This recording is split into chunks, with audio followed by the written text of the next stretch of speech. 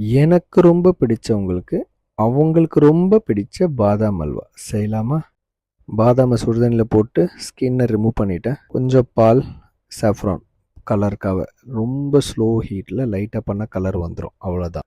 பாதாம நல்லா கிரைண்டர்ல போட்டு பால் ஊத்தி, கொஞ்சம் பால் ஊத்துனா போதும். இப்படி ரஃப்பா பேஸ்ட் வர மாரி அரைச்சுட்டேன்.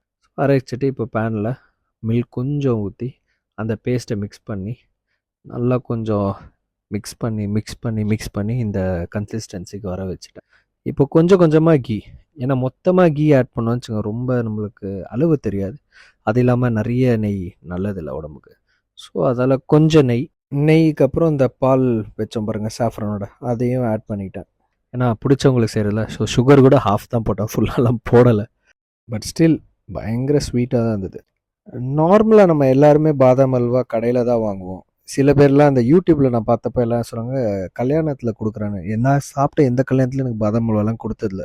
நீங்கள் யாராச்சும் ஏதாச்சும் கல்யாணத்தில் போய் பாதாம் அல்வா சாப்பிட்ருந்தீங்கன்னா தயவுசெய்து கமெண்ட் பண்ணுங்கள். ஸோ அட்லீஸ்ட் பாதாம் அல்வா கல்யாணத்தில் கொடுக்குறாங்களாச்சும் தெரியும். முடிஞ்சிருச்சு, கன்சிஸ்டன்சி வந்துடுச்சு, நம்ம ட்ரை பண்ணுவோன்னு சொல்லி டெக்கரேட் பண்ணி ஒரு ஸ்பூன் எடுத்து சாப்பிட்டேன். Wow! Chicken banana, chicken banana.